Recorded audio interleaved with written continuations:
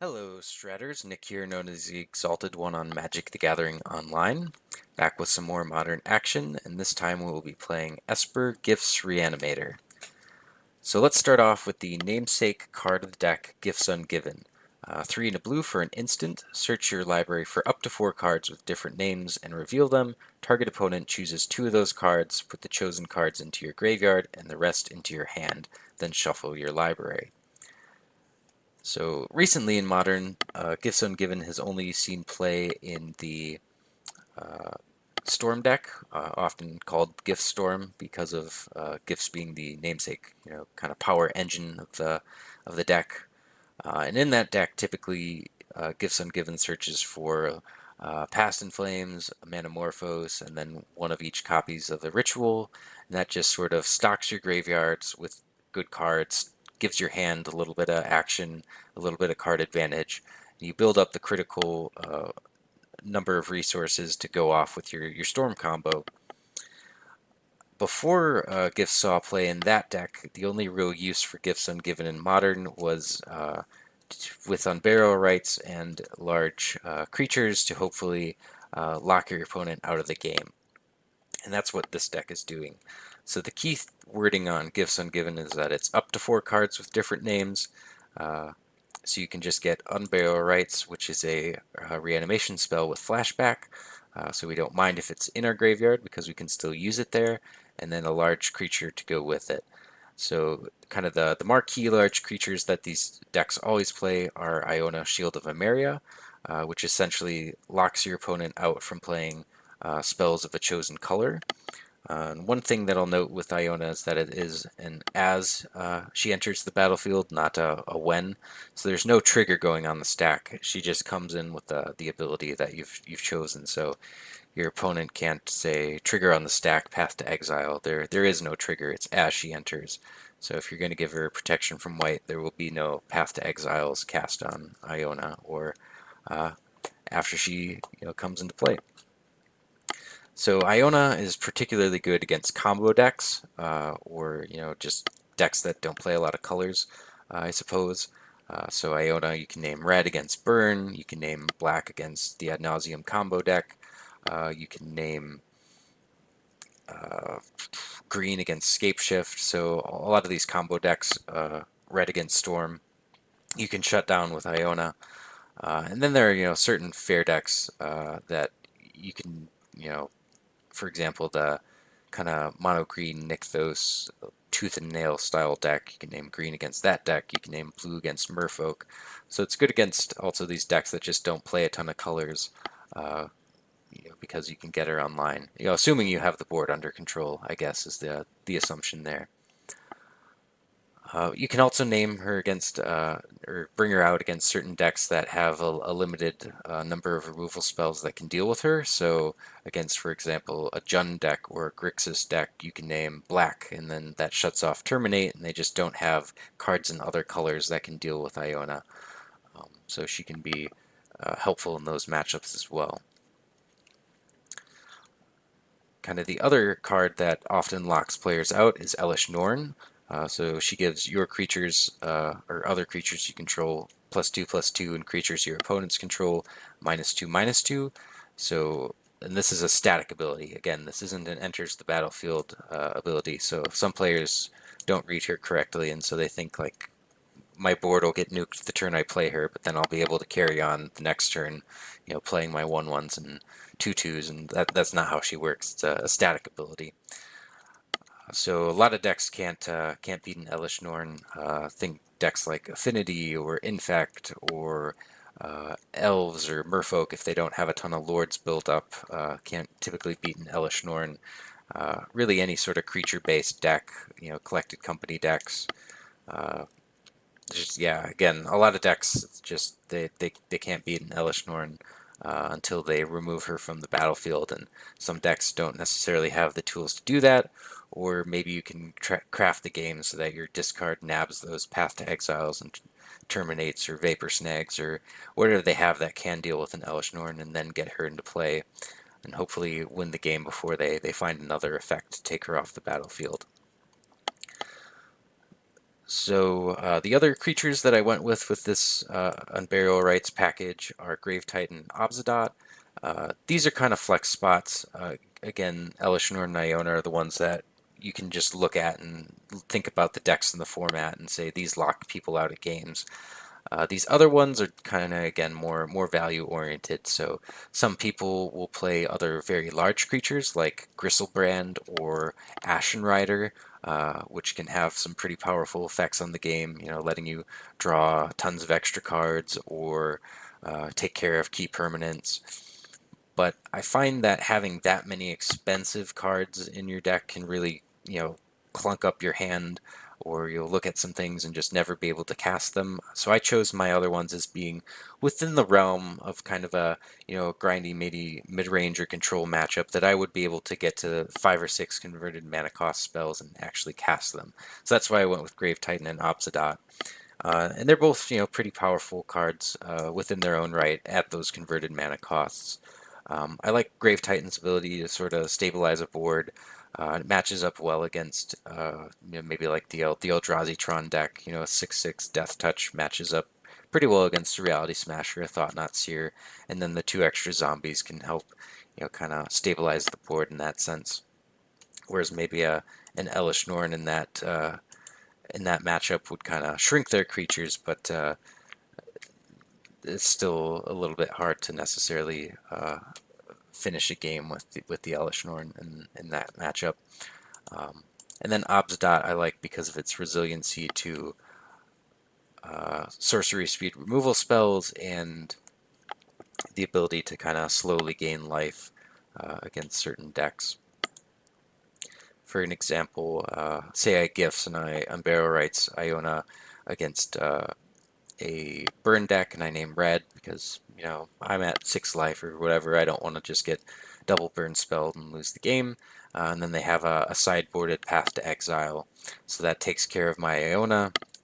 I kind of need something to do to hopefully restabilize myself, and Obzedat can give you another bite at the apple to gain a little bit of life and hopefully work your way out of that situation.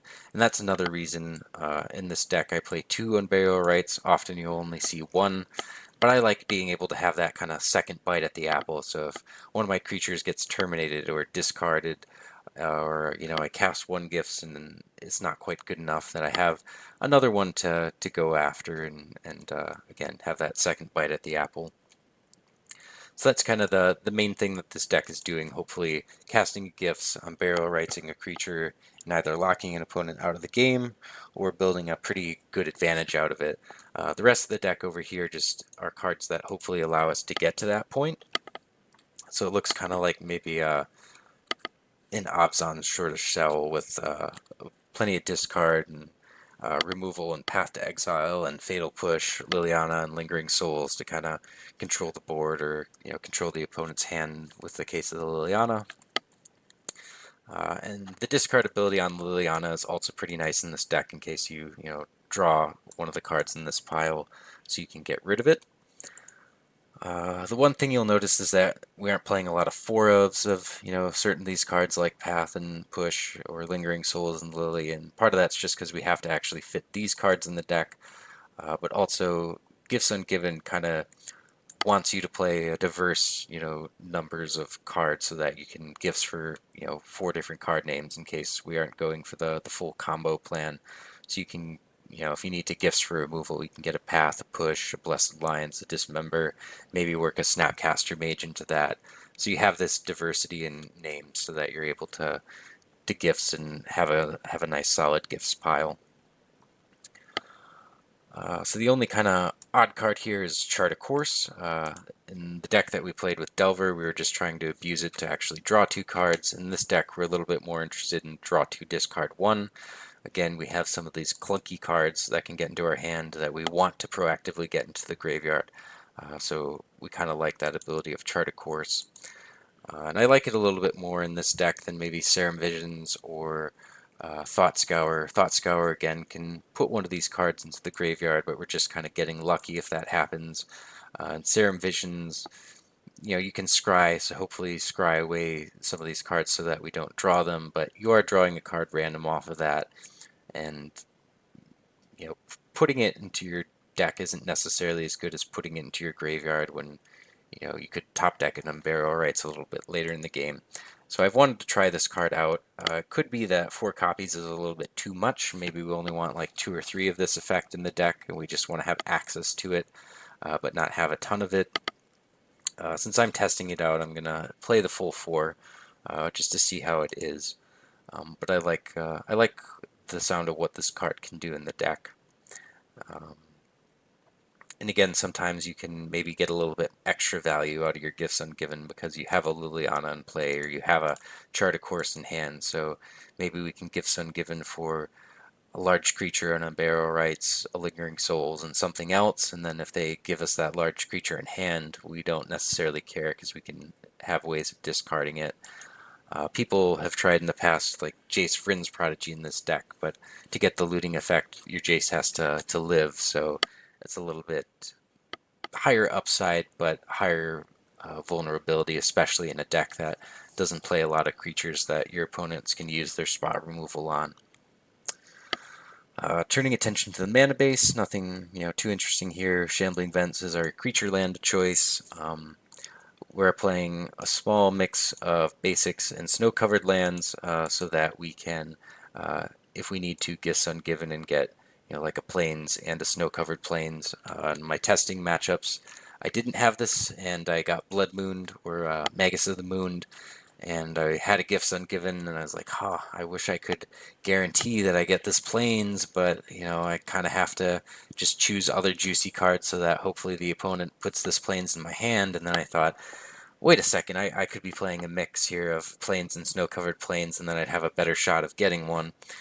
And so I made that change. So it's kind of an important thing to have in the deck sometimes in certain scenarios.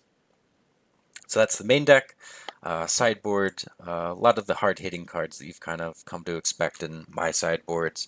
Things for Affinity, Storm, graveyard-based decks, Burn with Collective Brutality, creature-based decks with Damnation.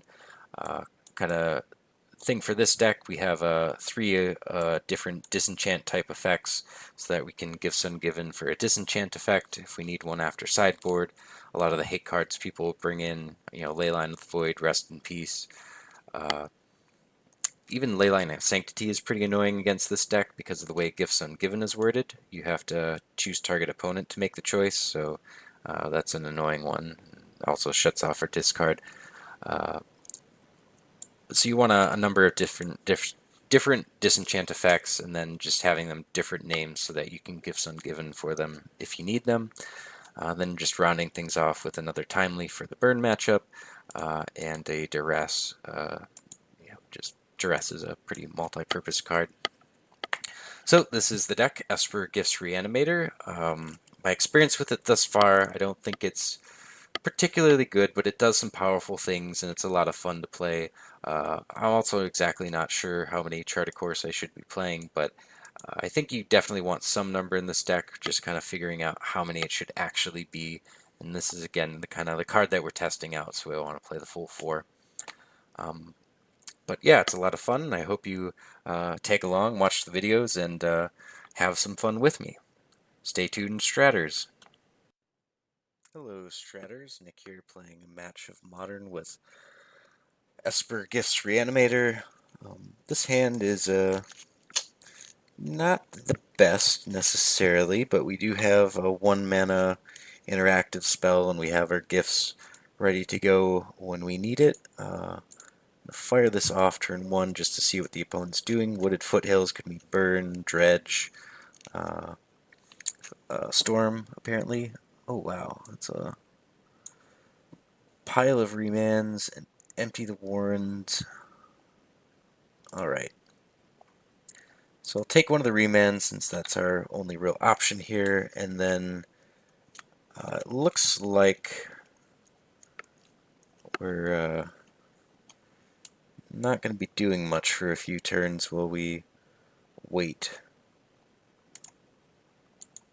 to cast a Gifts Ungiven. Opponent probably is not going to be doing a whole lot either. So I guess the nice thing about this hand is that Well, I guess our Elesh Norn is in hand. What I was going to say, if the opponent just kind of combos out with an Empty the Warrens, we can handle that with an Elesh Norn. But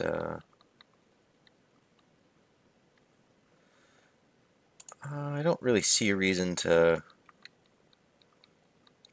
just go on and cast a Gifts Ungiven. I'm willing to wait as long as the opponent is willing to wait. It's kind of weird that they haven't cast any cantrips, but they have been hitting their land drops, so I suppose that's kind of been what their draw steps have been.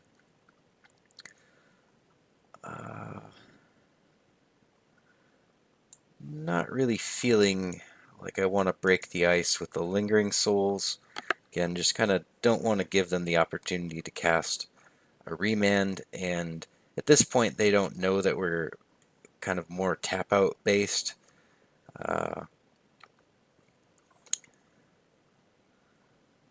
As far as, you know, how we're controlling the board.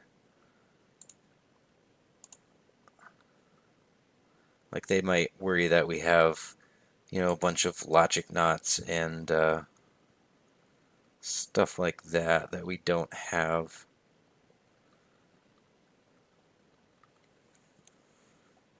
So I think I'm fine here just kind of sitting, making land drops.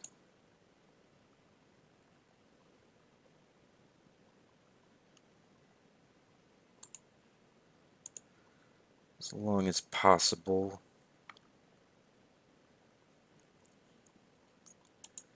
Well, another large creature.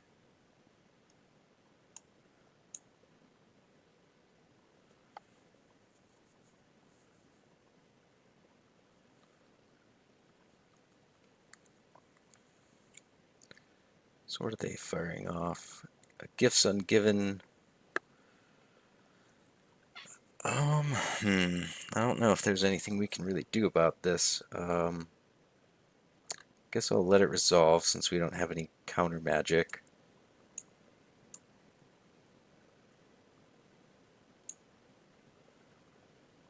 And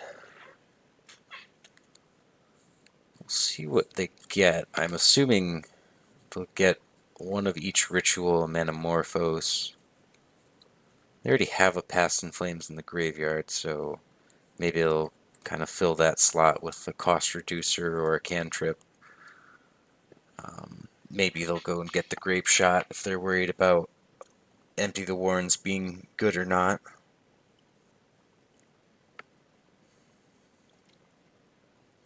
They could go ritual, ritual, and then one of each of the cost reducers. Okay, so another Gifts Ungiven and Manamorphose. I think here I don't want to give them the other gifts or the Manamorphose. So their hand is something like that. And then do I want a Gifts Ungiven? Probably not. Kind of what I would like them to do is go off with 0 mana left, and then as long as their last, you know, payoff spell that they cast isn't the Grape Shot, that it's the Empty the Warrens, I can just play this Elesh Norn. So I'm gonna kind of let them go, hope that that's the end of it, and then maybe I'll try to Gifts Ungiven on their end step and bait out their last bit of mana. And then I have the mana to cast an Elesh Norn. So I think that's the hope here, is just to let them go, hope that it's going to result in a bunch of goblins. So ritual, ritual, ritual.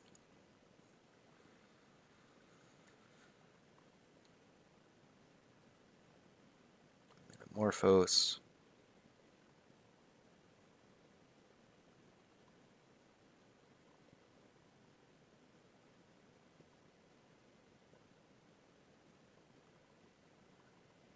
And Here's the Past in Flames.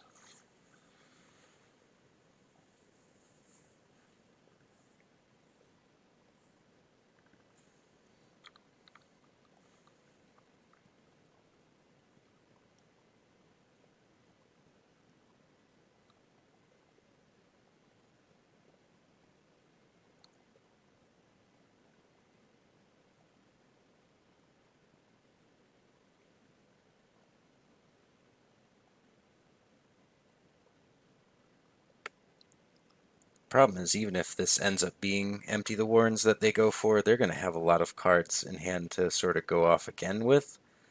I suppose they won't have a huge graveyard, but they're going to kind of get to go off.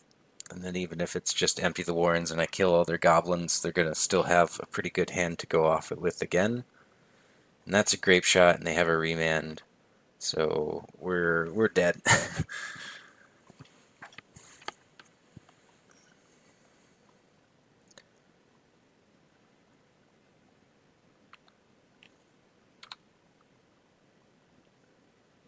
do believe, as long as they go for the Remand.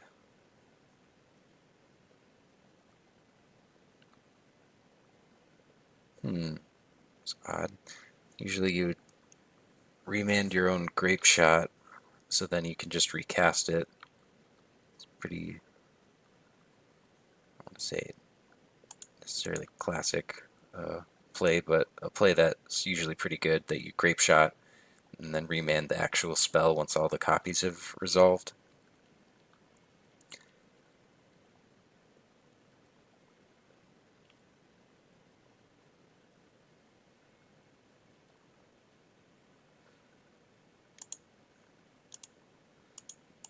So here I'll Gifts Ungiven now. And okay, so I think I want to get a Thoughtseize and Inquisition.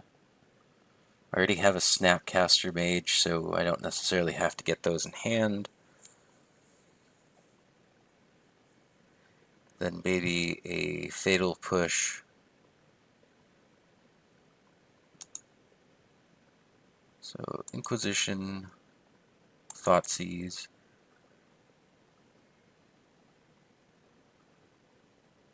Fatal Push, so that I can hopefully kill a cost reducer if that's how they rebuild. And I don't know, maybe a Path. So we'll do that.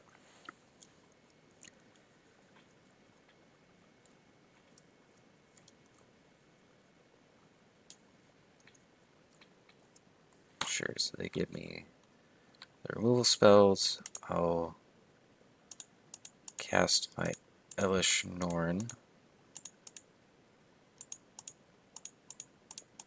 killing all their gobos, and then just hope that they don't have what it takes to go off immediately. If they have to take a draw step here. Okay, so they Noxious Revivaled on Gifts Ungiven.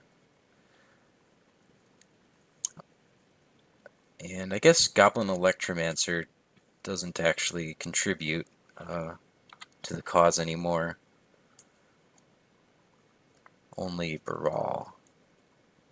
So that's, I guess, a nice side effect here.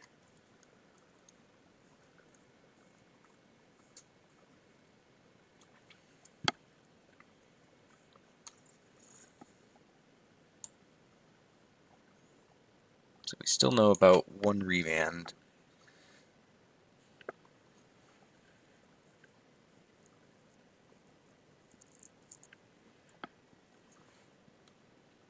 So I think we put...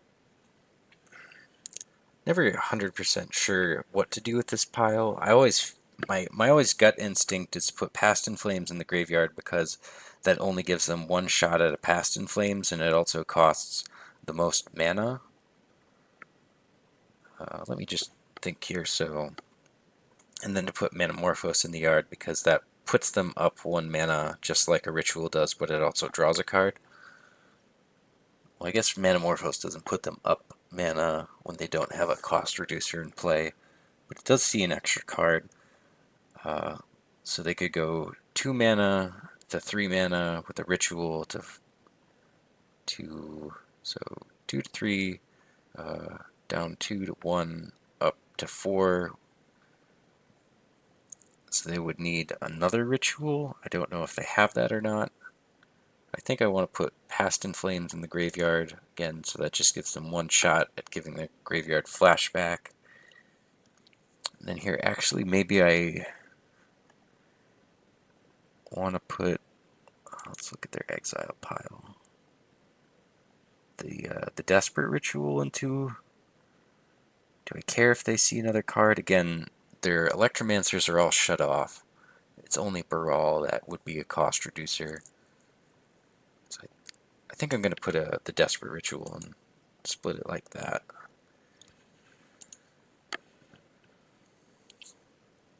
So they have these. Okay, they're keeping the remand up.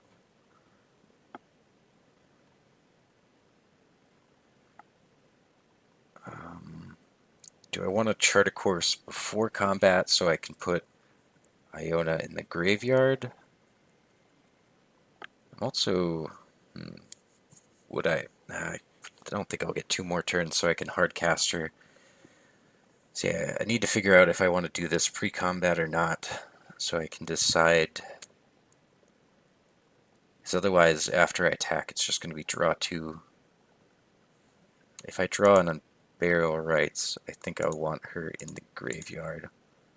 So I'm going to cast this pre-combat. So put Iona in the graveyard. Attack with Norn.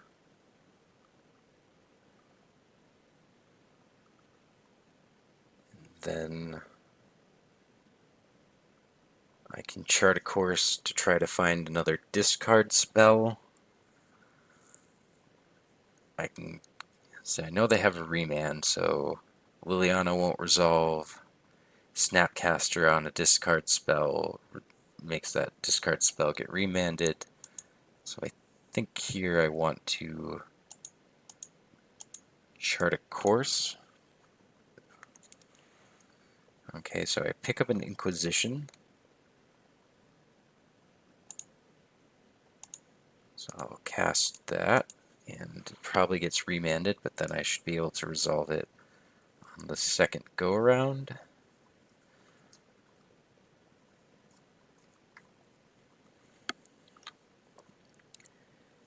And in which case, maybe it is better to then Snapcaster, like a Thoughtseize.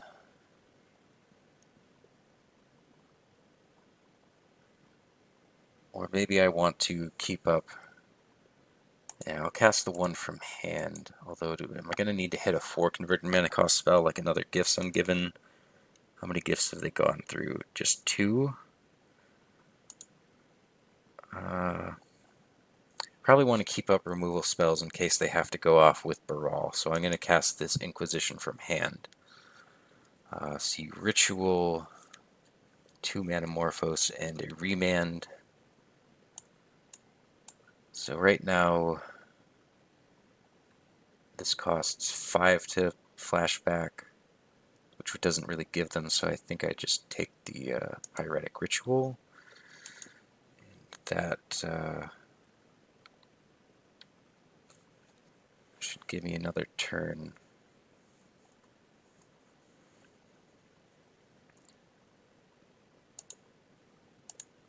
So this is their hand. Probably going to just cycle through a couple of these Manamorphose.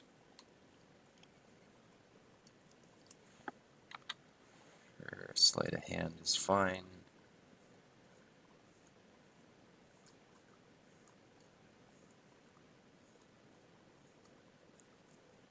Okay, so they found a ritual. Which does that get them up to Past in Flames? Looks like it doesn't quite.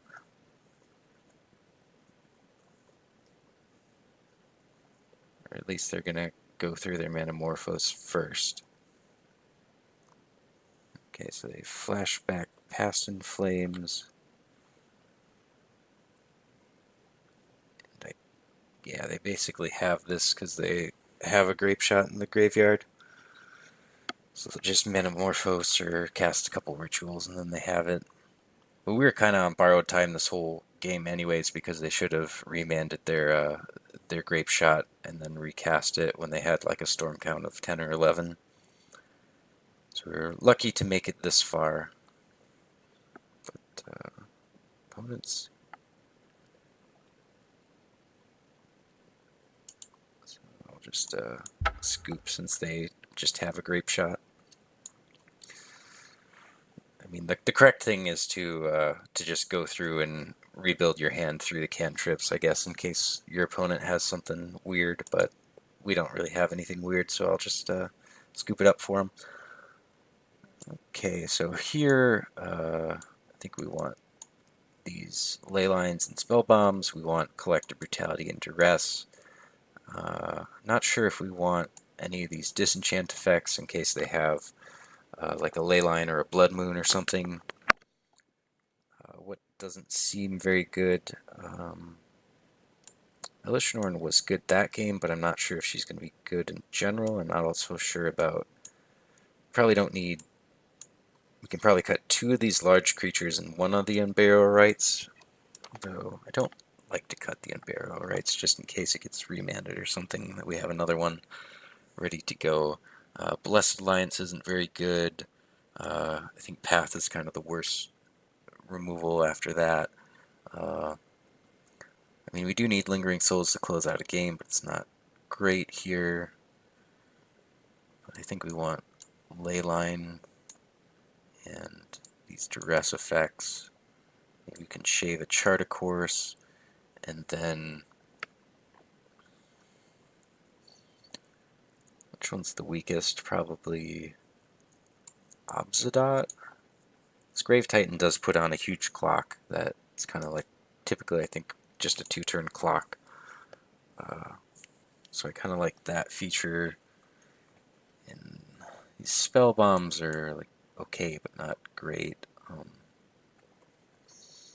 again, I'm not sure about whether we want to be able to deal with Blood Moons or Relics of Progenitus or Leyline of Sanctity, whatever they have. I think we'll just try to hopefully navigate around that. Or maybe we just want some of that. I don't know. It's hard to know what to cut. I want to go down another Lingering Souls. That seems poor. Maybe another Charter Course.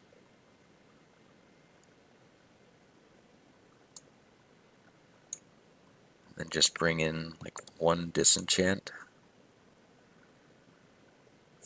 1 isn't great. I mean, we can Snapcaster, but I guess I'll try it. I kind of like Disenchant though, because if it is a Blood Moon, we can float the white mana in response to it, and then kill it once it resolves, whereas the sorcery speed ones we don't have that play with. So we have a Leyline. I don't think it's that good, and like these are clunky, and there's just no land, so I guess... This hand is probably better. I want a black land, so I can cast this Liliana though.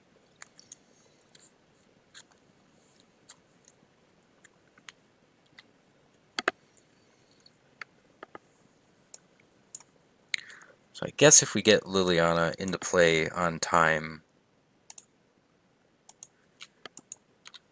we can discard Iona and then discard Unburial Rites and just have everything that we want. This looks like a remand really hard. I think I'll test and see if it is a remand. If they go remand into Blood Moon, we're just so dead, but whatever. What can we do?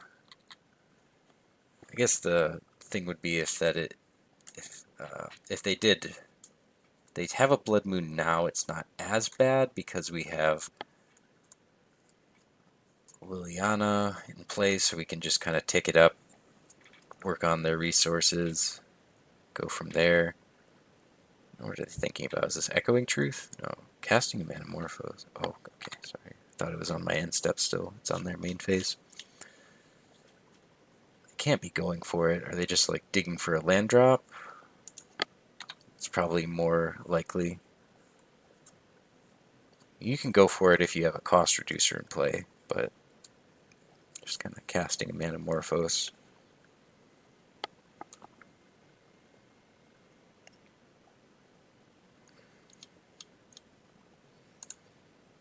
Well, I'm just going to fetch up planes in case something weird happens. We'll each discard a card. I will choose Unburial Rites, and then typically game 1 you want to name red, but games, post-board games you want to name blue since they have the bounce spells like Echoing Truth that would be potential answers. So I'll name blue. They're also really digging for lands here, so all their cantrips are shut off and they have to somehow manage things. All their cost reducers are blue. Metamorphose is technically a red cantrip. Why would they float blue? You can't cast any blue spells. Once we have it.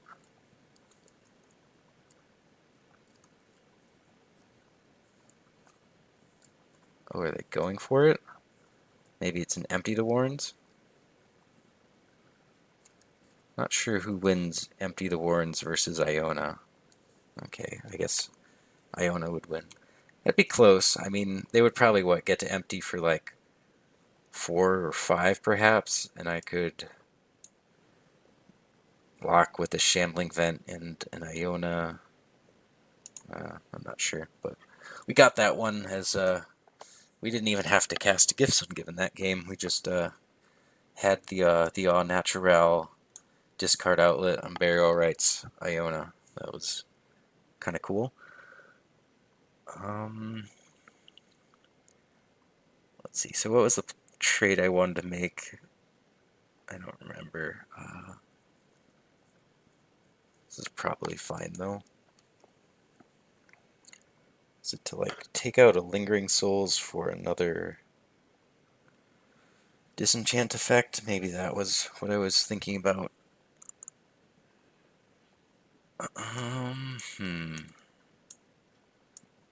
Isn't Liliana's pretty good interaction, but I don't think it's good enough that we can just keep. So I'm gonna mulligan, and I'll keep this.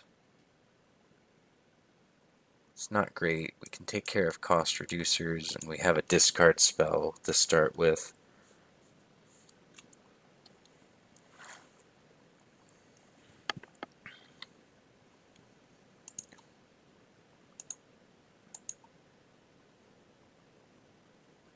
Just fetch out a swamp.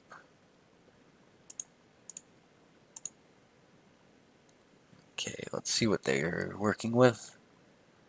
So they have a Brawl, a Remand, a Ritual. So if they just jam the Brawl, we can Fatal Push it. I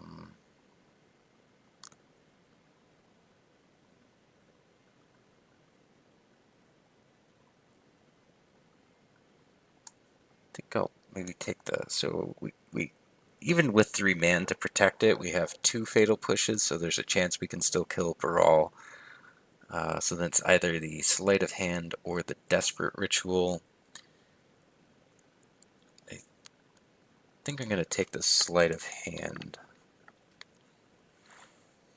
It's kind of odd that they wouldn't have cast that Sleight of Hand on turn 1. So we'll see here if they cast the Brawl or if they do not. Go ahead and cast it. So we'll go ahead and push it, and Leyline, not a great draw.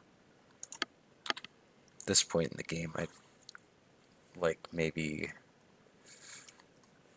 well, even Chart of Course isn't great. Do I want to let them cycle their remand? I guess they're missing land drops, so probably not. I'll just not cast my Lingering Souls. So the goal is that hopefully they draw like a cantrip and they'd cast that.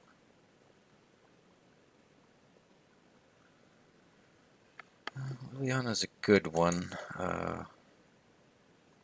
So they have. I think we at this point want to make them maybe cycle the remand. Liliana is a card that can actually help us gain some forward progress, whereas last turn casting the Lingering Souls wasn't as good. If we knew we were going to draw Liliana, would we want to have cast the Lingering Souls just to make them use that remand a turn sooner? Not entirely sure. Okay, another Baral. I wonder if they start to go for it, because they know we have a Liliana. They don't. So I'll Fatal Push the Baral. I'll probably shock myself and get this Lingering Souls into play. I wonder if they have another remand. Playing a Baral into a known Liliana edict is kind of tough. Okay, so we have a little bit of pressure in play.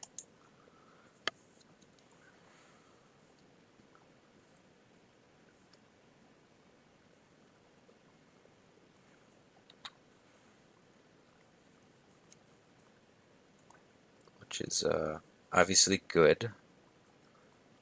Now the problem is often you trade resources with the Storm deck, push their cost reducers, discard key spells, but then you don't have any pressure in play, so they're just able to kind of run you out of your relevant interaction.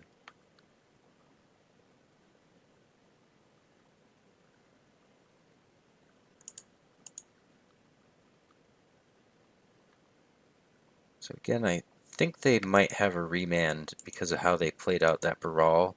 So I'm going to Inquisition them rather than try to run out the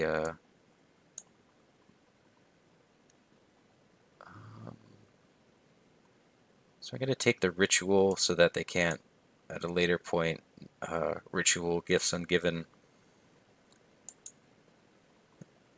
And then this kind of makes their best play to be to cast a Pieces of the Puzzle if they don't draw a land.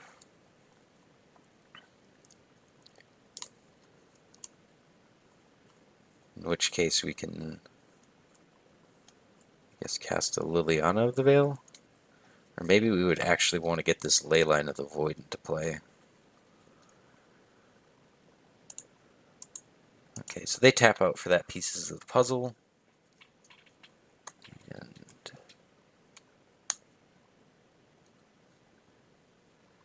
the awkward thing is Pieces of the Puzzle only gets you instants or sorceries, so they're kind of wanting to hit land drops at this point, and this doesn't really help them with that. So we'll see what they choose. So they put in what they put in their hand. Pyretic Ritual and Pyretic Ritual.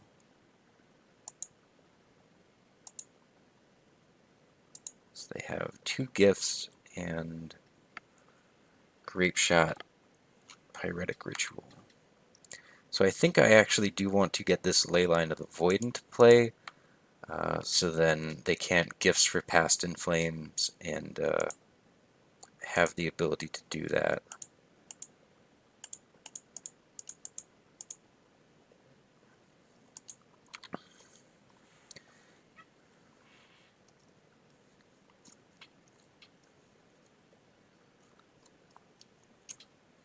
Otherwise, if the Leyline isn't in play, they can just Gifts for a Past in Flames, and if I just put it in their graveyard or put it in their hand, they have access to it.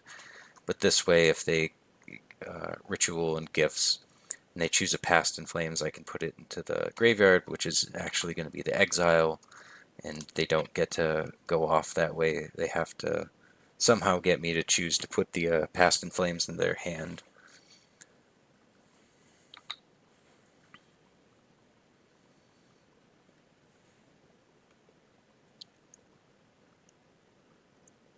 So they finally found another land.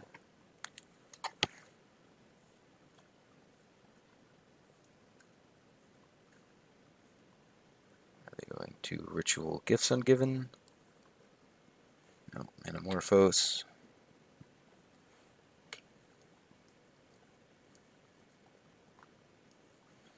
Okay, now they're ritualing.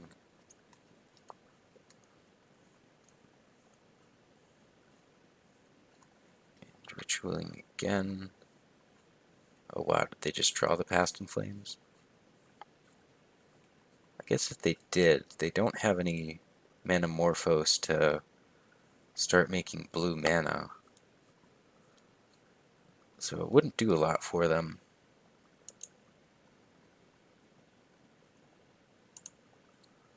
So they have a very blue graveyard. Okay, so they're just going to Grape Shot my board away, which makes sense. Gets rid of the pressure that they're under.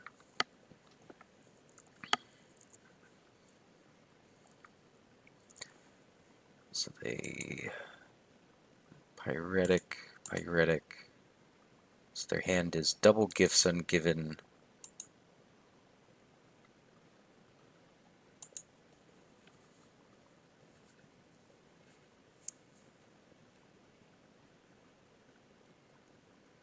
And an unknown card.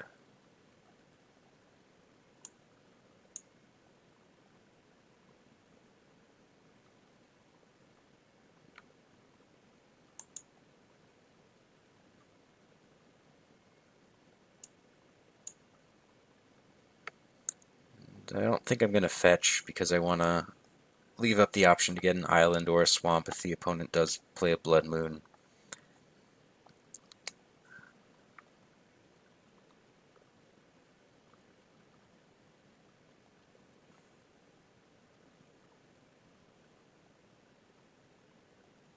Alright, so I'll play a Liliana, discard this Elesh Norn.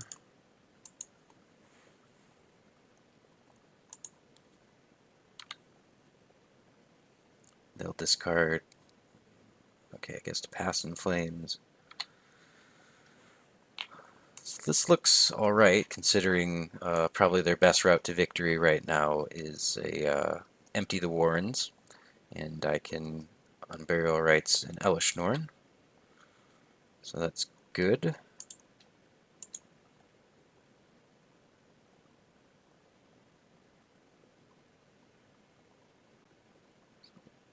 Okay, so they're gonna Gifts in response to the discard. Makes sense to me.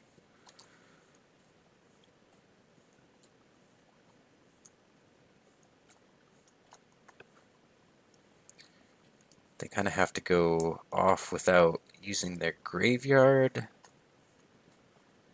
And once I get this Elesh Norn into play, it's going to be hard to go off with Empty the Warrens.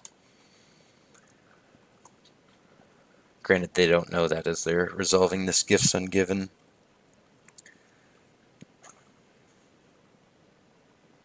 And I think as far as bounce effects, the only real thing that they play is Echoing Truth, so they can't like gifts for multiple things. So I'm going to give them the Electromancer because that doesn't care about an Elesh Norn, and then I guess I'll give them the Serum Visions, so put that in the graveyard and put that in the graveyard. And then I'll discard this Dismember. And then do I want to fetch another swamp, or do I want to fetch an island? I think I want to fetch an island in case they would Blood Moon me. Since my only double black spell is Liliana and Leyline, I kind of have those both in play. Although it would give me a little insurance in case I wanted to discard spell, but I think that's alright. So we'll do it this way. I also want to discard the Dismember there instead of the Unburial Rites in case they do somehow bounce the Elesh Norn and go off with Empty the Warrens. Then I have the ability to discard the Elesh Norn to the Liliana and Unburial Rites it again. So that was a kind of a very interesting matchup against Storm. I find, I don't know, typically the game plan there is to just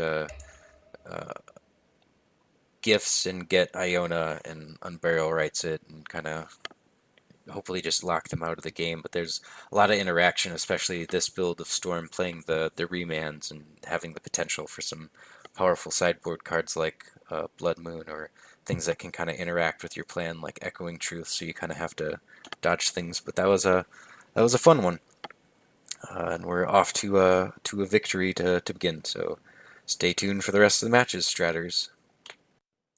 Hello, Stratters. Nick here playing modern Esper Gifts Reanimator. We have a pretty decent hand on the play, so I'm going to keep it. So I think just fetch out a Watery Grave with this Polluted Delta on turn 1, turn 2, cast Chart a Course to kind of dig for the right stuff, and hopefully follow that up with Liliana and Gifts Ungiven. So we have a pretty clear plan of attack with this opening hand. Okay, so opponent leads off with Island. Not too much to infer. So I think we'll go with Darkslick Shores just in case we draw another Darkslick Shores. Fire off this Chart a Course. Maybe get rid of redundant Liliana.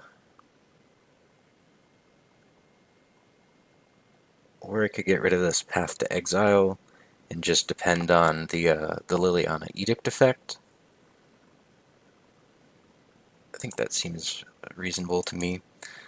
That we can, if we need removal, we have the Liliana Edict, and that should be good enough.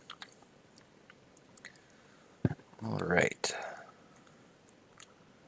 So, could be like a blue-white control deck. I think I'll run out the one of the Lilianas. Oh, and it just resolved. Nice. We'll get rid of Fatal Push. So it looks like we removal might not be at a premium in this matchup, but obviously I don't know that. But the opponent hasn't played a creature in the first 2 turns of the game, so one would presume. Now we're gonna hear like, okay, Detention Sphere. So if we draw another black source, I think I just go Inquisition into Liliana. If not, I'll have to consider whether I want to go for the Gifts Ungiven or not. Typically in these kinds of matchups, you just need to value Gifts Ungiven, and given that the opponent is tapped out, I think that's what I'm going to do. So I'll probably get a Lingering Souls, a Chart a Course, maybe another Gifts Ungiven, maybe I'll probably draw another black source so I don't have to. So yeah, I think a Lingering Souls, a Chart a Course, another Gifts, not Godless Shrine, Gifts Ungiven, and do I want to get a Snapcaster? Maybe.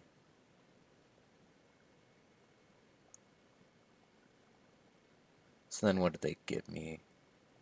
I don't know. That seems like a pretty good value Gifts Ungiven, though. I like the look of that. So they'll probably put Gifts and Snapcaster in the yard. That would be kind of what I would imagine. But then I get a Chart a Course and a Lingering Souls. Those go, oh, okay. So they gave me another Gifts. So then next turn maybe I can use Inquisition and then set up another Gifts Ungiven. What do they have here? Is this like a Jace? Oh, a Gideon's Intervention. Whoa. I guess I might not be able to cast another Gifts Ungiven this game, or maybe a Lingering Souls. Okay, chosen card is Lingering Souls. So I can't cast spells with that name. And well, I guess they're spirit tokens, so it doesn't really matter. Well, I think Liliana is going to get to work on this regardless. And I'll, I guess, just discard my Lingering Soul since I can't cast it anymore.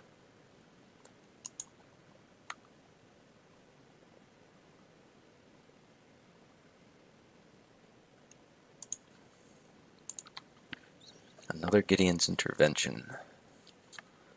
So I wonder if this is like one of those Enchantress style decks. It's another Detention Sphere. That's kind of annoying.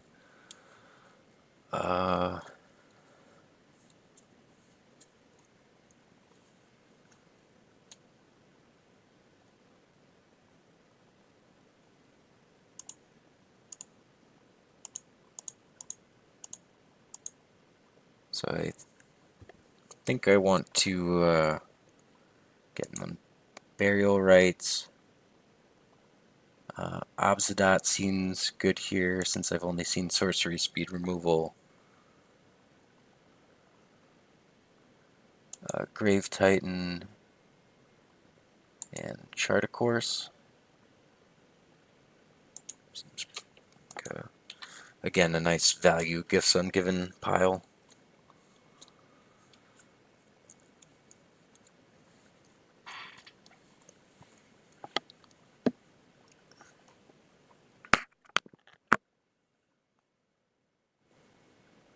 Especially when I can kind of clear their hand, hopefully with a discard spell before.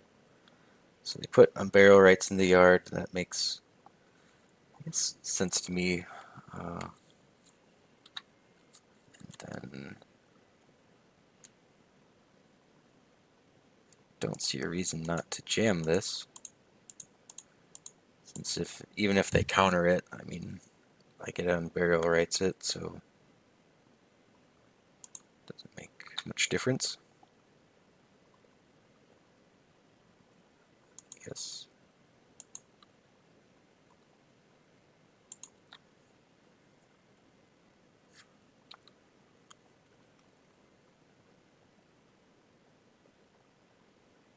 Let's deal, I guess.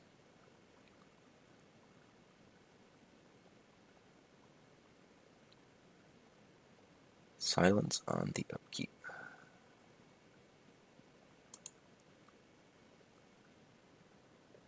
This is a path. Condemn. I guess I can't cast anything, so pass to them.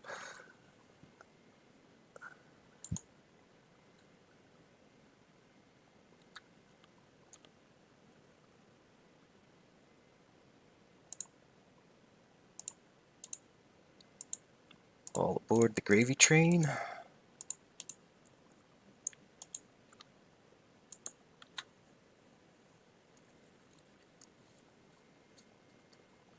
Need like a sweeper of some sort, yes.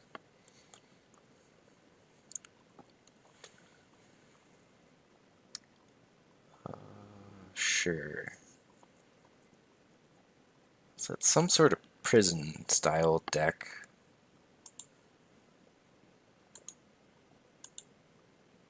Okay, so they choose Obzedat.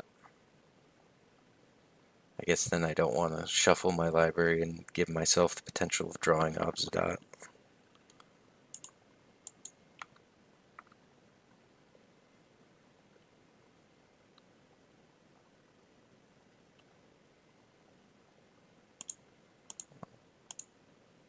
Cast this Liliana.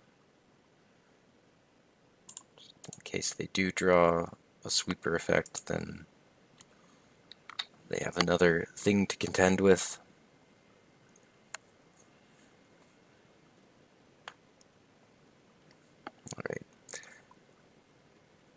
these.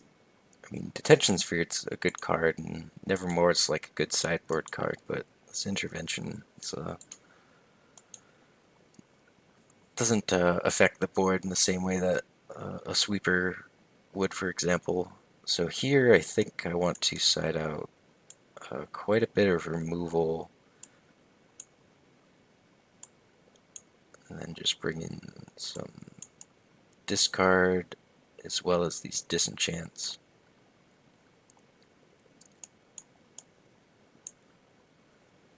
Do I just want to go full no removal?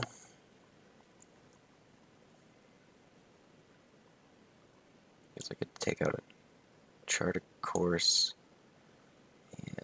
and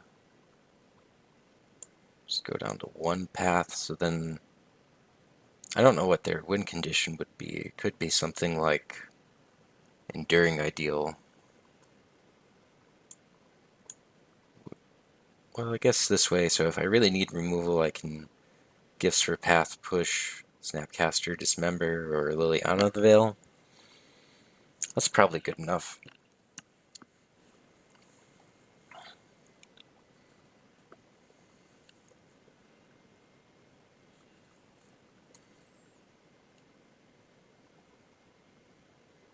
This is a mulligan.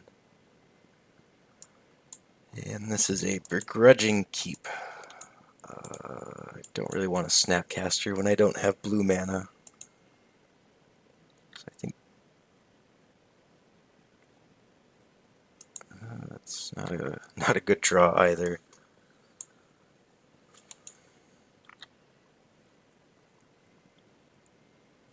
Wonder if this deck plays Sorceress or Sorcerers, or is it Sorceress, the new Spyglass card?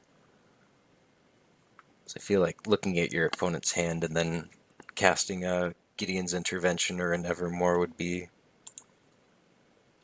a pretty good way to go about things and forming your decisions. Could play Peak. It's like a blind Nevermore. Sure. They probably named Gifts Ungiven.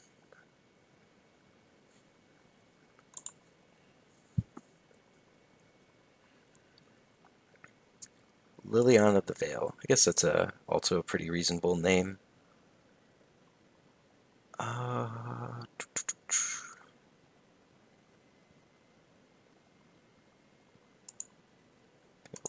GM Lingering Souls, although it's kind of awkward because if they have another effect like this, then they can just name the Lingering Souls that's in my graveyard. But if it's Gideon's Intervention, that doesn't actually prevent the spirits in play from dealing damage. So this one maybe names Lingering Souls. And it does.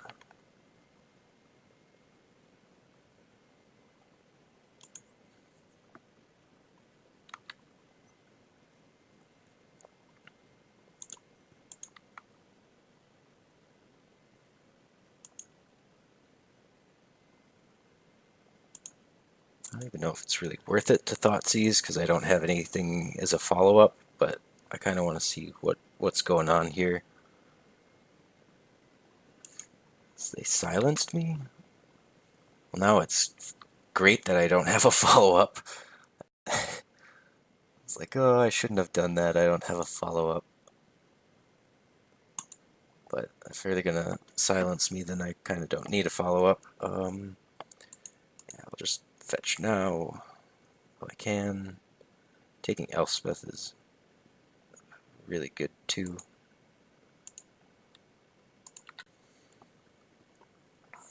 It's a very difficult card to deal with. I suppose I have a couple Lingering Souls in play. So we still know their hand is Plains Island. So I can even fire up the Shambling Vent if I draw something that I don't really want to cast, and I don't.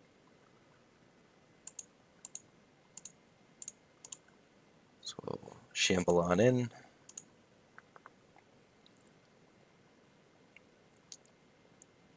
Then I could use this when they maybe have a have a couple draws that I don't know about. I could use this like escalating to discard one of these cards and then Unburial Rites it back. Play the plains.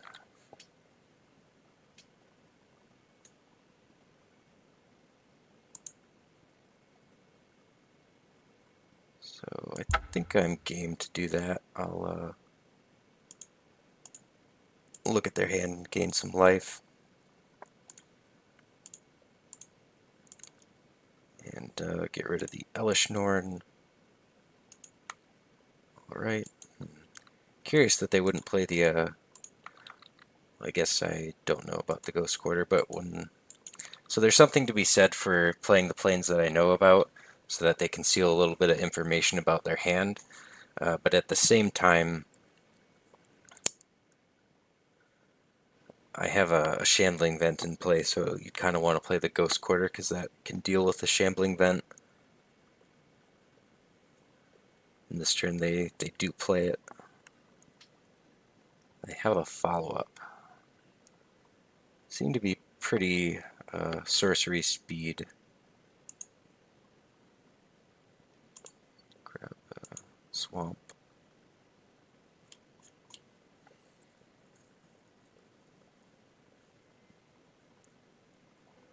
Okay, I'll cast Nevermore. So since I have an Elesh Norn in my graveyard, I wonder if they'll name Unburial Rites.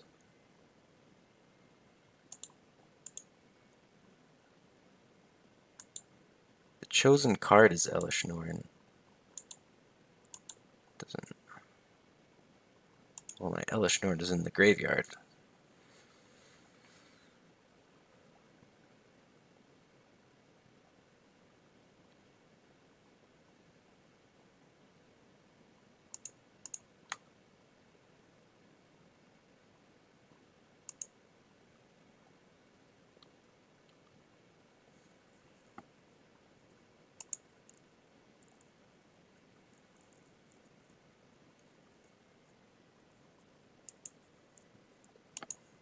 I'm going to not cast this turn.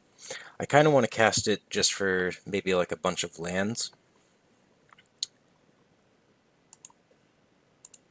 so that I can for sure Unburial Rites the Elesh Norn next turn. I think what I'll do, so what are they? The one on Lingering Souls and the one on Liliana the Veil are kind of annoying. Maybe I'll just get a bunch of Disenchants and a land.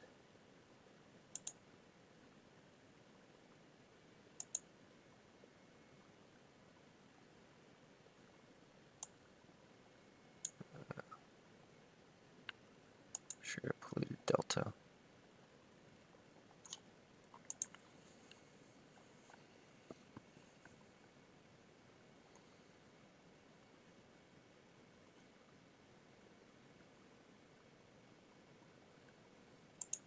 I think I still know about this island too, so I should know what their hand is.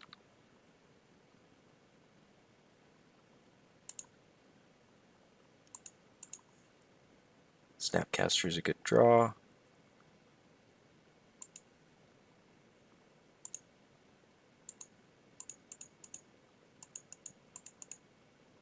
Yeah, so I kind of feel like this Nevermore on Elesh Norn should be an Evermore or a Nevermore on Burial Rites. Especially once you see an Elesh Norn is in the graveyard, because I'm not going to be... I was only on 4 mana.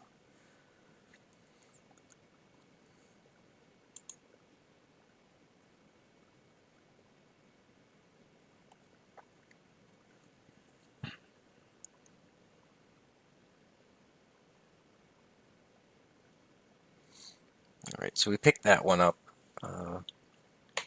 The opponent's deck is... I mean, it's interesting. This is definitely a lockout kind of prison-style deck. I imagine if you can, play against combo matchups and you just have good knowledge of the format, you could probably win a lot of those. But I think it's a bit difficult against maybe a deck like mine that's not so well known, or that you don't necessarily know all the interactions of. It's like naming this Elesh Norn on Nevermore kind of shows perhaps some unfamiliarity from my opponent's perspective. But still a pretty solid win from this side of things. So stay tuned for the following matches, Stratters. Hello, Stratters. Here we are for, I guess, our third match. On the play, I'm going to keep this hand. So lead off Darkslick Shore, have Fatal Push up, probably turn 2, cast Chart a Course, dig a little bit in the deck, maybe discard this Unburial Rites.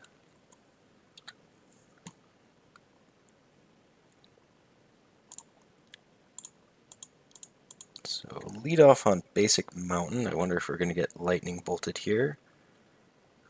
Yeah, so I like discarding this Unburial Rites. Pass to the opponent. No Lightning Bolt. It plays another Mountain. Mind Stone? Oh, this could be a Scred Red deck.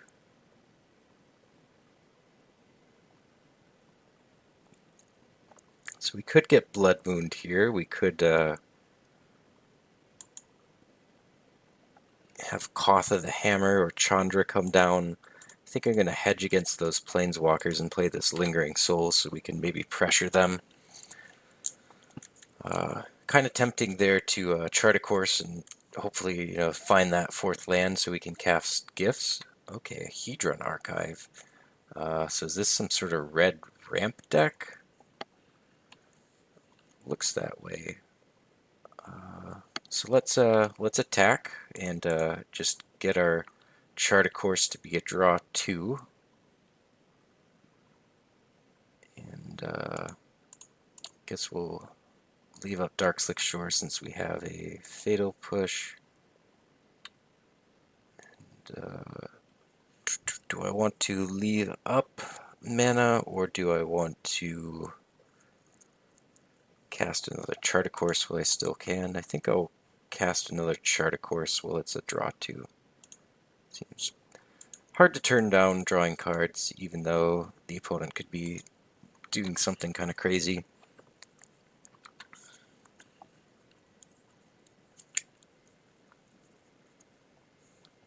So we've drawn all of our Chart a Courses this game. We cast 2 of them as an actual draw 2.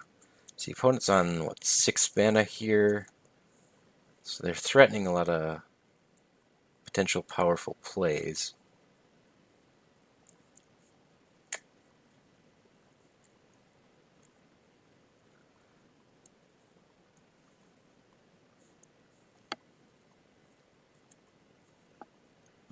They do nothing. I think I'm actually going to keep these spirits back because I have no idea what's going on, and I'm afraid of some large hasty thing, or I don't even know. So I'm just going to keep them back just in case, cast Gifts Ungiven, and probably tutor up Iona, because I mean, this looks like a mono red deck to me. I can make that much of a guess about what's happening here. So I'll get Iona, and let's get a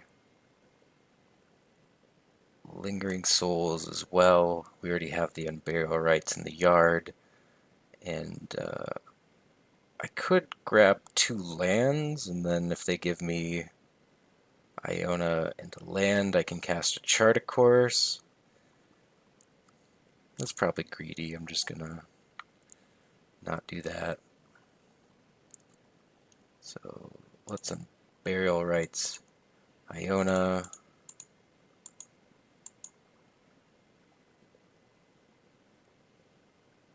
And name red.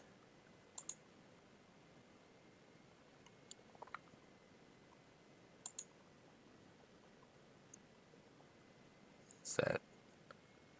It's like a. Okay. I was gonna say there's this. It's either my computer or there's like that slow kind of moto scoop thing.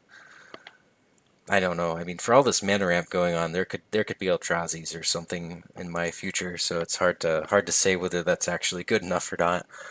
They're just on. Are they close to Ulamog? They had Mind Stone, 4 lands. Really close. It's a possible thing that could happen. So I have no idea what I am up against, but I saw a couple mana rocks, so I kind of want this stuff. I didn't see any creatures, so I kind of want to cut the creature removal. Maybe take these out and go like that. Run it back. Chart of Course was really good that game. Kind of cast one to dig, and then the others were just draw two like the like you would want them.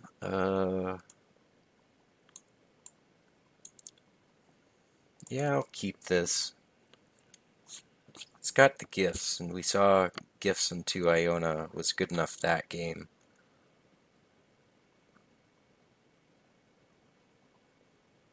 This still could be a Blood Moon deck. What are they?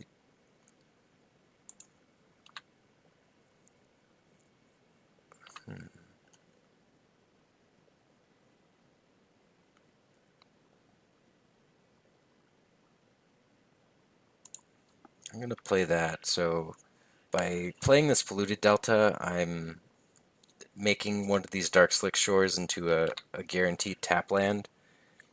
But I just really don't want to get Blood Moon, so I'll fetch Island and Swamp here.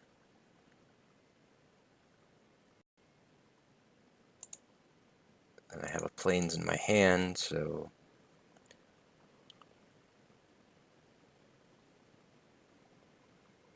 Island. And we'll just cast this Chart of Course. Alright, so I think we put Norn in the yard and go from there.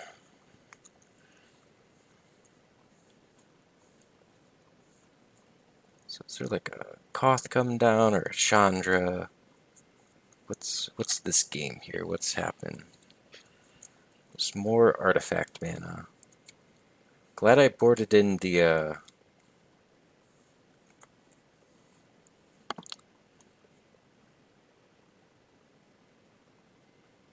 well, we are in an awkward spot here. I think I want to get this Lingering Souls.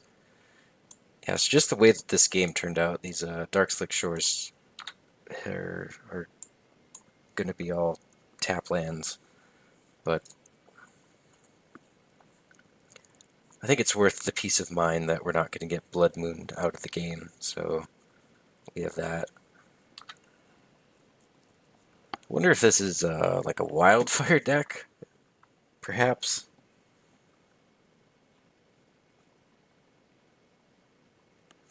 Well, now I can cast a Gifts Ungiven, so if something crazy happens, I can hopefully adjust the right way.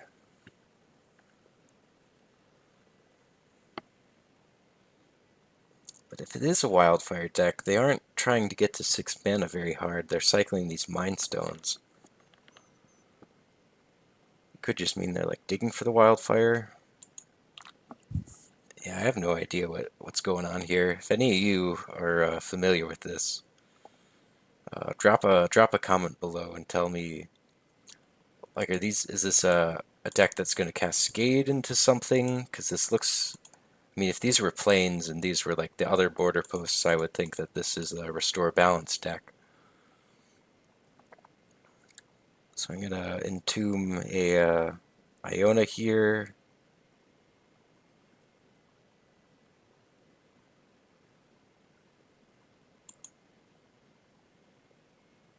And then I think I'll just get, how do we want to play this as a value gifts, or do we not? I could get Iona, I could get Chart of Course, I could get Liliana of the Veil. And then some other card is a value card.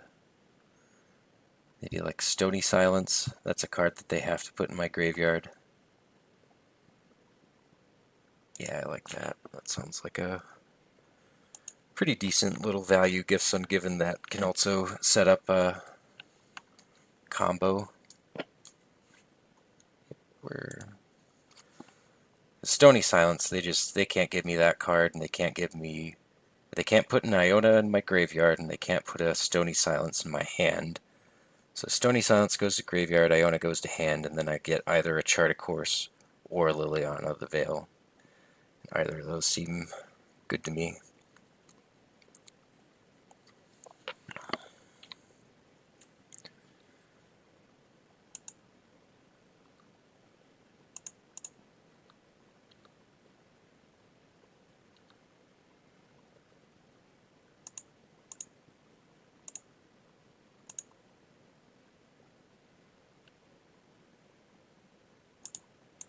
So maybe if I get them to discard, I'll have a better idea of what's happening. I could probably put one of these Unburial Rites into the graveyard. I don't want to put Iona in there just yet. I'll still have the Liliana probably next turn to activate and put a card away. And if they're like slow rolling a Relic of Progenitus or they top deck one, I don't want to open myself up to that. So they discard just a land. Okay, and they're going to bolt, and this is going to redirect to Liliana. So they might actually kill Liliana here, which is... I mean, I won't be able to discard the Iona like I was intending on, but...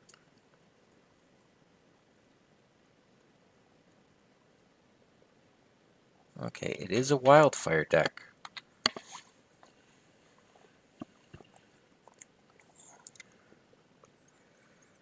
So I'm going to keep a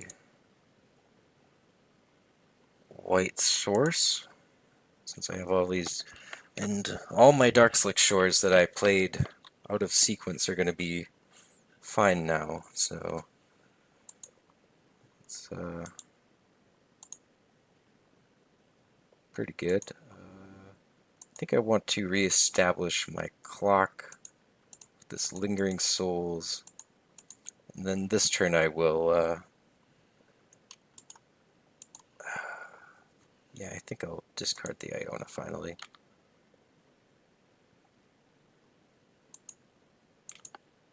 So opponent just discarding lands, which I guess they don't need since they have these border posts and Hedron Archive as artifact mana. Okay, so they're going to Gal Blast the Liliana, the Veil.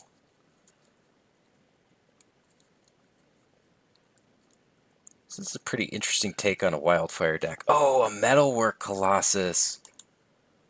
Crazy. Oh man, my opponent's deck is sweet. That is for sure. Okay, so let's Inquisition them. Okay, nothing happening there. So I'll put that into play, and I might as well leave both of these back as chump blockers. And let's see. So they're gonna draw some cards. Oh man, this is a deck that I should. I gotta see. I'm gonna chat with my opponent after the match, and hopefully I can maybe get a deck list out of them. Maybe I can play this at a later date.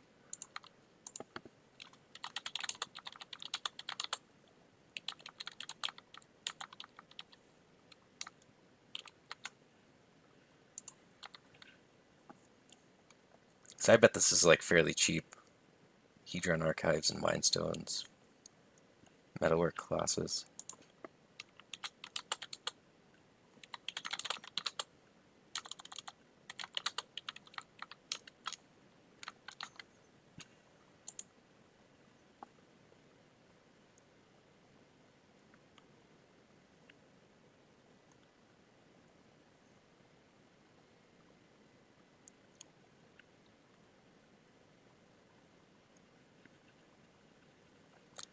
feeling in good shape, but we're kind of under the gun against this Metalwork Colossus. I guess we have Path to Exile isn't out, and we also have those disenchants that we brought in from the board, so we have plenty of outs to it.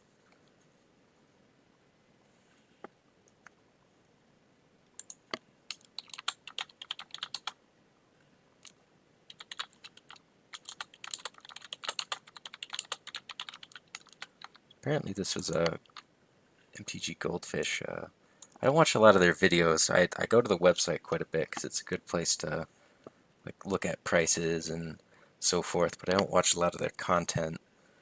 So every once in a while I'll come up against one of these sweet decks and they're like, oh, it's not my brew, it's a MTG Goldfish brew. But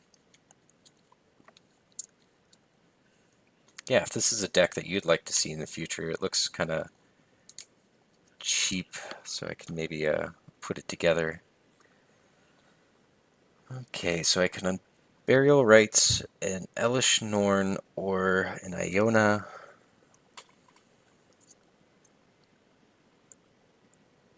So maybe that's which one? So this is going to become an 8/8. If that happens, this will be a 3/3, and I'll have a 4/7 Elesh Norn.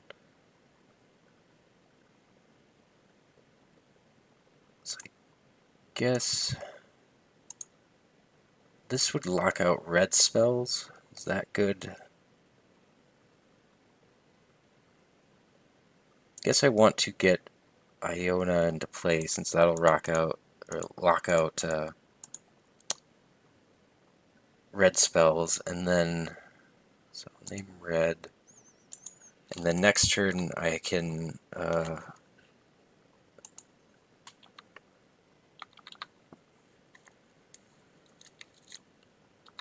so I'll chump block with this spirit. Or do I need to? I think I can take it, especially with red spells locked out. Oh, Disenchant, cool. So I can find a plains or snow-covered plains with this. Preserve my life total. Unburial Rites. Elesh Norn. So now I have pretty good trades against this, or I guess Iona keeps the Metalwork Colossus in check now. These are the dream games with this deck, that you have Iona and Elesh Norn in play. Yeah, so Iona checks the Metalwork Colossus, and I should be able to finish this with the Spirit token. I have the Disenchant for... Do they have... like a black spell that's going to finish off the Iona? Because they can't cast red spells. Like, normally you wouldn't want to make that block because they would just Galvanic Blast or Bolt to finish off the Iona. If they brought in something like, what would be a good example? Collective Brutality or something like that. They could use the Disfigure mode to... But it looks like... Oh, no. I think they might have messed up there. Maybe they didn't realize the sizing of things with the Elesh Norn in play. But, yeah, that's definitely a block that I have to make. I am risking against, like, a black Disfigure type effect. That deck was sweet. I'm going to have to look into that. Again, if you would like to see that, put that in the comments. Say that I'd like to see that Wildfire Colossus deck the opponent played. Maybe at a future date I could put that together. Wildfire is a card that I have a soft spot for, so... Alright, so we have one more match to go. We're doing pretty well here, so hopefully we can keep it. Hello, Shredders. Nick here for our final match of the day. We're only going to do 4 with this one. Go ahead and keep this hand on the play.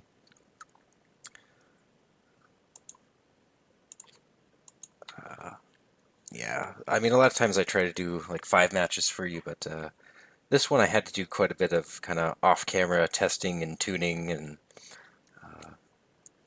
So I've already played it, I feel like, a ton.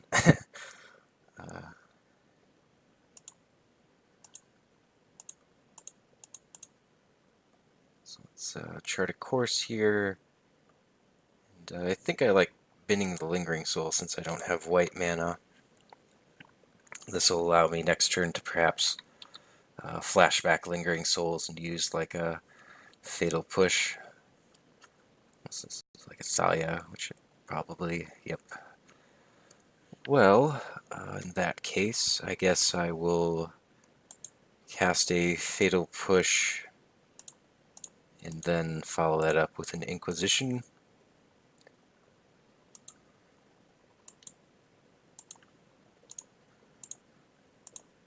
Yeah, but this deck I had to do quite a bit of tweaking.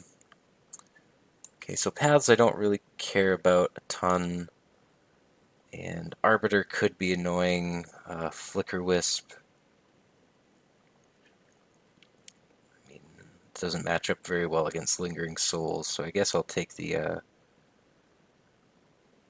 Arbiter just in case they, top deck a Ghost Quarter or I draw a fetch land. It could potentially be annoying. Pop out their known cards. Play the castle. Probably just Flicker Wisp and get a plains, reset it. So I think here we just want to flash back this Lingering Souls and pass.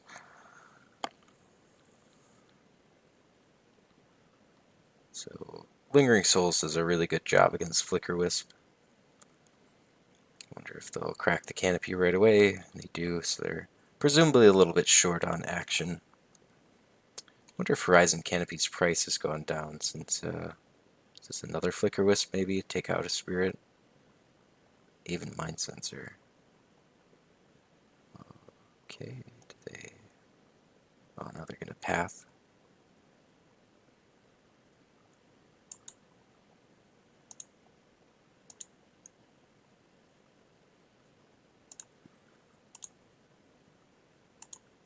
I'll Dismember the Mind Sensor, I guess.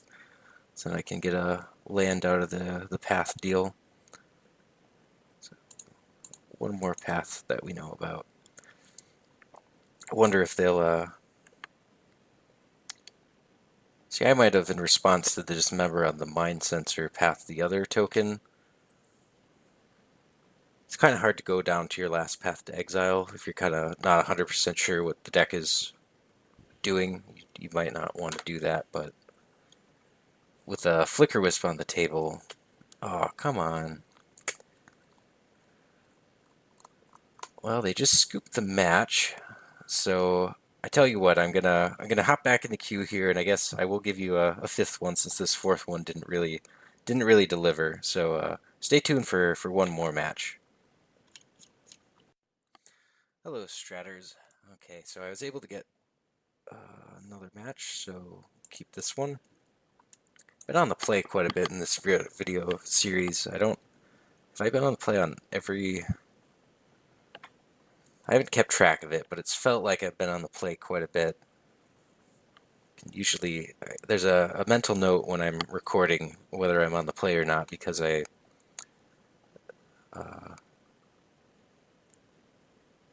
kind of have to, how do I want to put it, like hit record so that things are, try to avoid like this dead time we had in the middle here.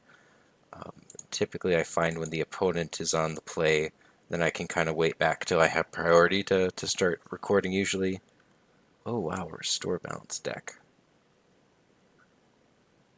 So presumably they're going to try to resolve a can't think of the name of the card. As Foretold, and then Restore Balance.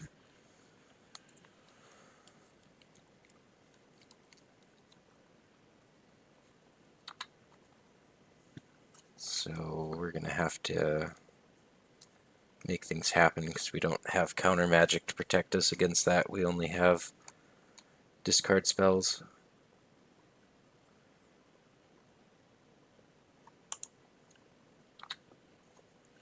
So we'll Snapcaster Inquisition next turn.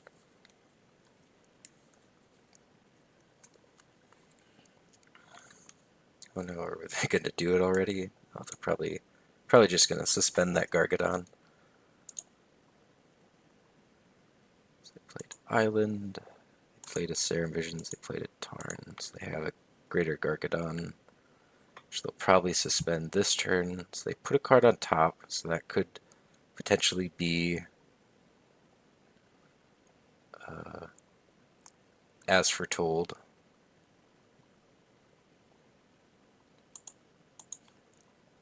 Could also just be a land. I mean, realistically speaking, they need to hit land drops like most decks. Granted, they'll eventually sacrifice all their lands to the Gargadon and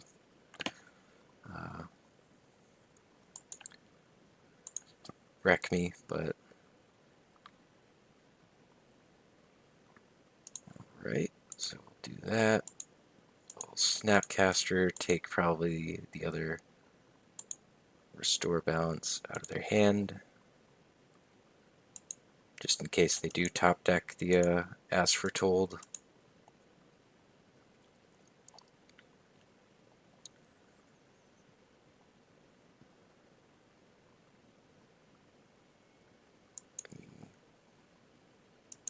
Won't be great if they have an As Foretold they draw with the Ancestral Vision, but at least we don't die.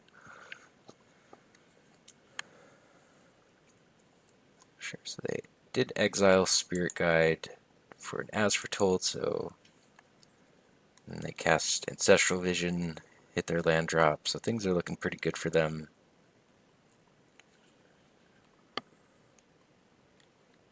Looks like they're probably going to fire off a Serum Visions now. Should probably also keep track of their Gargadon, so pop out all sorts of things. So all we know about is an Izzet Charm, and then they have a Gargadon. Their counters. Come on, Bodo. Don't do this to me. If I hover over it, it'll tell me how many counters, but okay, 9-time counters. I'll just keep shocking myself. Attack in with the Snapcaster. And if I Gifts, I think I have to probably get Iona and name White.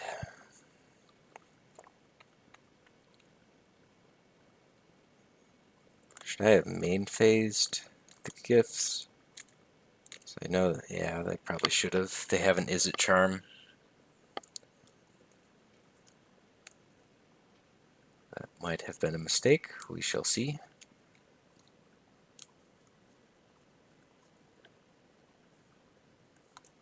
Oh, they just have Restore Balance. Well, they found another one, so I guess that means we're dead.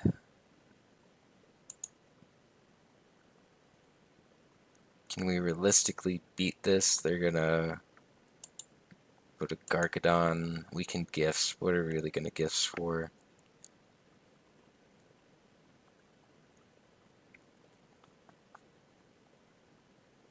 Go down to 3 cards in hand, no lands, no creatures.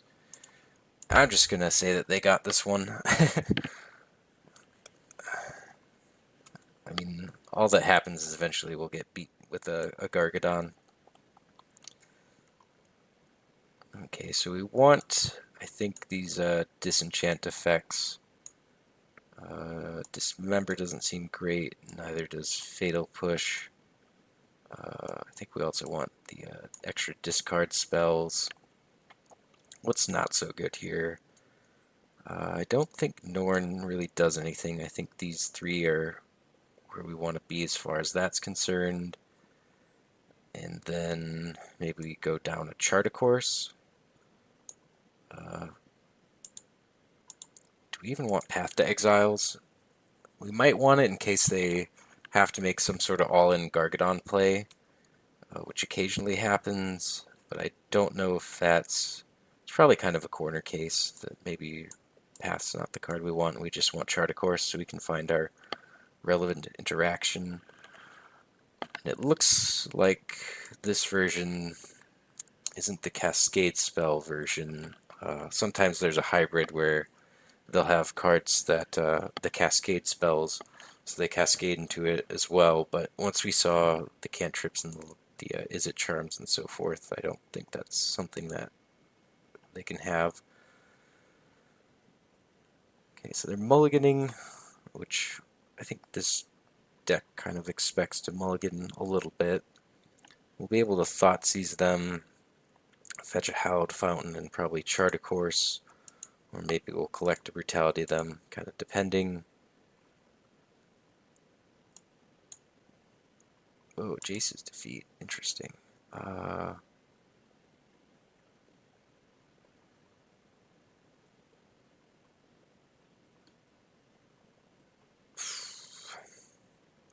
think I just have to take Restore Balance, even though this card is only good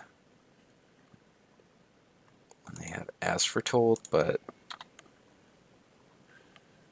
I wonder if they're going to suspend the Ancestral or if they're going to try to get to 3 mana.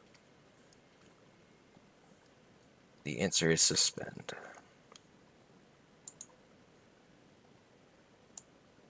So, Mind Down and Ancestral in Suspend Zone. Pop that out so we don't forget about it. Okay, a Thoughtseize. It's pretty good.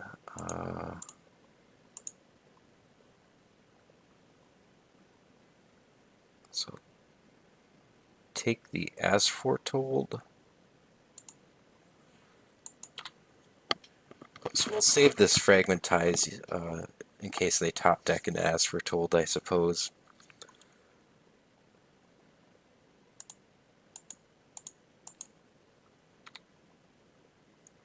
I'm not going to crack this. It's not really a... Or not going to crack it end step just because it's not that kind of matchup where we really care about our life total. We just wanted to maximize the chance that we draw a land there. And I really still want to draw a land, so I'm going to cast this Chart a Course. They might Is It Charm it, they might Jace's Defeat it. I think that's all fine by us. Discard a Lingering Souls.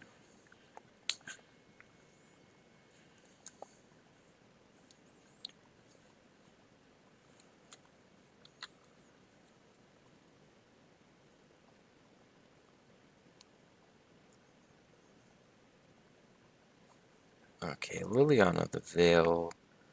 Probably not going to get past that Is It Charm. So I think I have to Collective Brutality them.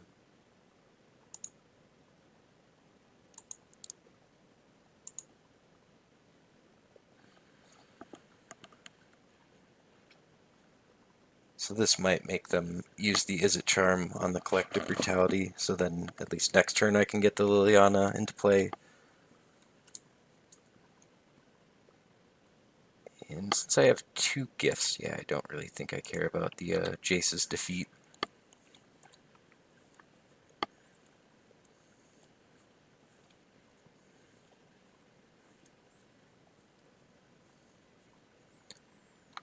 So down to 1 turn on the Ancestral Vision.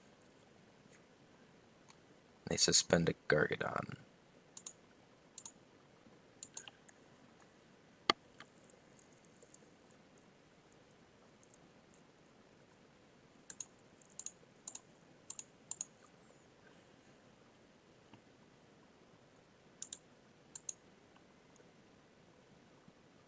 I'll discard one of my Gifts Ungiven. Could probably match up this Inquisition to maybe take a Jace's Defeat, and then the Liliana should do a little bit of work on their hand.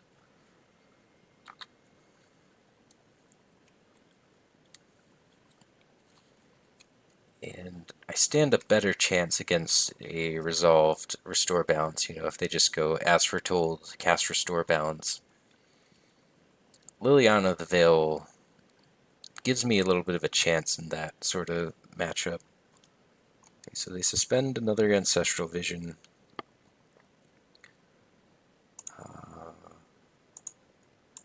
we'll, I guess, Inquisition first.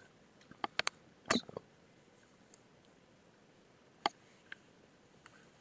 then I'll plus the Liliana to probably discard another Lingering Souls.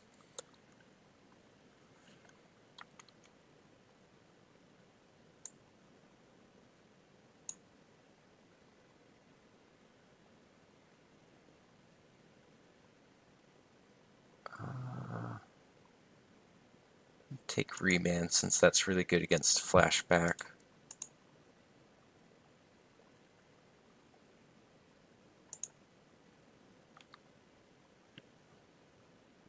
I'll probably hold on to Mana Leak.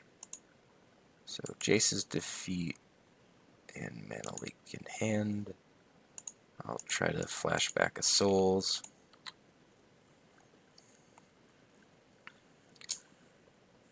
Gemstone Mine being kind of punishing for them at this point. It's pretty good land when you're trying to balance your opponent, but if you don't have everything coming together with the balance, it can be a little bit awkward. And it looks like the opponent's seen enough for this game. I think did a pretty good job of establishing control. We could have this Liliana ticking up, and then Fragmentize can cover as foretold. Granted, they don't know about that, but we're in pretty good shape. Alright, so anything that we want to change? Yeah, these pushes don't seem very good. Path, Norn, Leylines. None of this seems particularly good. I could maybe even see taking out paths for a Spellbomb just because it cycles.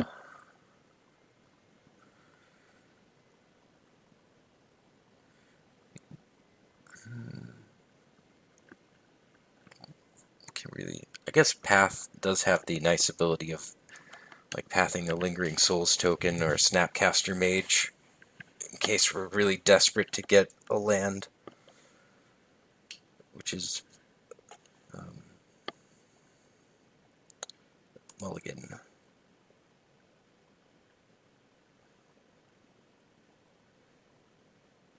They mulligan to 6, and I mulligan to, well, who knows what my 6 was going to look like. Well, this one kind of ended anticlimactically as well, which I apologize for, but I don't think I can do another one for you all. As I said, I spent a lot of time kind of in the pre-non-recording part of this video set, because this deck I kind of had to think about the card choices as far as, the numbers of things, like what I wanted my, like this Dismember and this Blessed Alliance, figuring out and arriving at these cards versus, like a Gopher to the Throat or, different things like that. There were kind of things I had to test out and play some matches kind of off-cam for to figure out. Small things like arriving at, oh, I don't want 2 swamps, I want a swamp and a snow-covered swamp. Like, if you play a lot of Gifts Ungiven, you probably figure these things out, but it took me like getting Blood Wound and trying to get my opponent to give me a basic off my Gifts Ungiven to go, oh, I should really have it this way instead. But I think the deck is solid, probably tunable to the point where if you have a pretty good idea of like your local store's metagame, you could maybe choose the right large creatures to reanimate, the right sideboard, and have really competitive fun deck. But in a broad open field, it might be a little bit more difficult. And there's other things you can do with this deck as well. Kind of one of the things that you can do is option to play green. So you can get Life from the Loam and Raven's Crime going. So what this allows you to do is, so Life from the Loam, we all kind of hopefully seen this in maybe like Dredge or something before. Return up to 3 target lands from your graveyard to your hand. And then Life from the Loam, target player discards a card, and it has the Retrace ability, which is pay the mana cost while this card is in your graveyard, discard a land card, and you get the effect.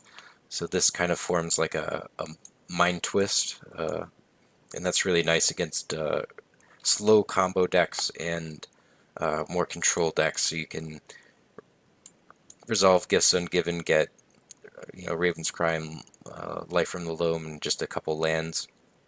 So that's an interesting 4-color variation that you can play. Typically, then you would play Ghost Quarter and Tectonic Edge in mana base, so you can maybe set up some kind of control lock element on your opponent's mana by Ghost Quartering them or Tectonic Edging them with the Life from the Loam. And then often you'd have to play Urborg, so that if your lands don't necessarily tap for a ton of black and you need to Raven's Crime, Life from the Loam, 6 cards out of your opponent's hand, all your lands would tap for black because of the Urborg, so you can do that over maybe just 1 or 2 turns instead of having to do 3 or 4 turns. So that's another option with the deck. Obviously, green, that allows you to maybe play some other large creatures like a Thragtusk or Primeval Titan or Terrastodon. Not that you can't play those already, but you just have to be willing to not ever hardcast them if you don't have green mana in your deck. And obviously more sideboard options as well, so that's a way to go. And I do really like that deck. That 4-color Life from the Loam deck was a favorite deck of mine for a while.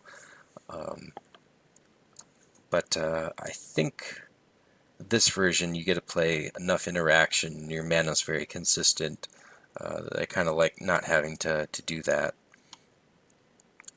And again, at prior time in Modern, you would have to, if you wanted to play like the best, most efficient removal, it was Abrupt Decay and Path to Exile, whereas now it's kind of Fatal Push and Path to Exile, and you can play a couple other spells, so you don't necessarily need the green for the removal suite anymore, so you kind of don't necessarily need it. But there's a lot of room to, again, play with this deck, as far as, if you want to add that green, if you want to maybe twist up the reanimation targets and things like that.